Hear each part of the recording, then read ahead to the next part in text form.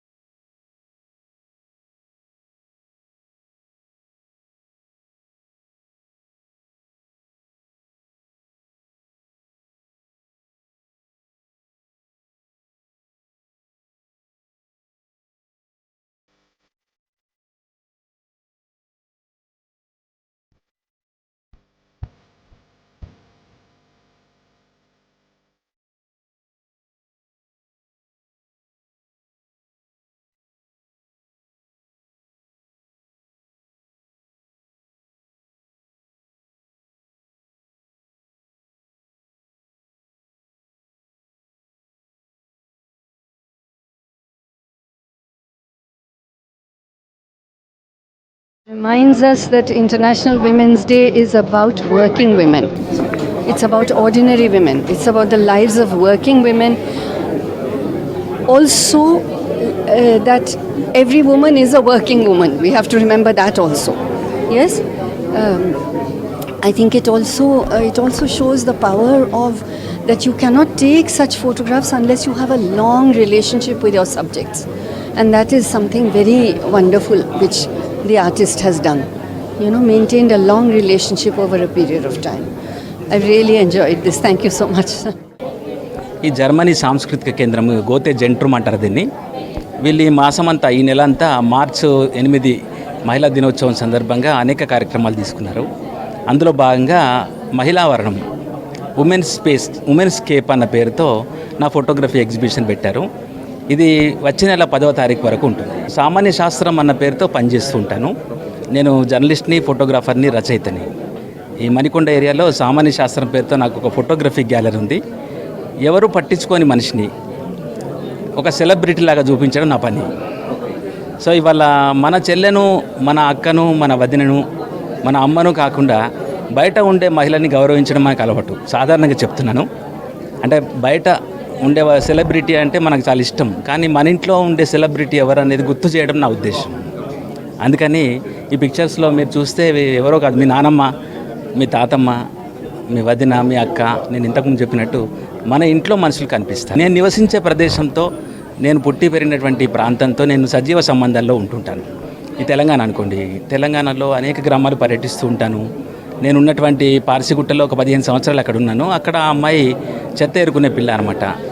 ఆమెతో నాకు ఒక స్నేహం కుదిరింది. ఆ చిన్న పిల్లను చాలా ఏళ్ళుగా ఫోటోగ్రఫీ చేసినాను. మీరు చూసుంటారు. ఆమె చాలా అందమైన కళ్ళతో ఉండే అమ్మాయి, వెన్నెల ఆమె పేరు. ఆ పిల్లని ఆ రోజుల్లోనే నేను చదివించడానికి ప్రయత్నం చేసినాను, కానీ మాకు కుదరలేదు. అంటే వాళ్ళ కుటుంబం ఒప్పుకోలేదు. ఇంట్లో అందరూ పనిచేస్తేనే గడిచే సామాన్యమైన కుటుంబాలు వాళ్ళవి. అందువల్ల ఆమె నేను బయటకు తీసుకురాలేకపోయినా వాళ్ళేం నుంచి. కానీ ఆమె పెద్ద అయింది, అప్పుడు ఫోటోలు తీశాను. ఆమెకు పెళ్ళి అయింది, అప్పుడు తీశాను. ఆమెకి 2 పిల్లలు ఇప్పుడు. అంటే బాల్యం నుంచి మాతృత్వం వరకు మన చుట్టూ ఉండే సామాన్యమైన ఒక నిరుపేద అమ్మాయి ఫోటోగ్రాఫ్స్ ఈ ప్రదర్శనలో ఒక భాగం చేశాను నేను. అట్లా అనేక విషయాలు ఉన్నాయి. ఒక 110 సంవత్సరాల పెద్ద మనిషి ఫోటోగ్రాఫ్ చేశాను. తర్వాత కొలాం ట్రైబ్స్ ఫొటోస్ ఉన్నాయి ఇక్కడ.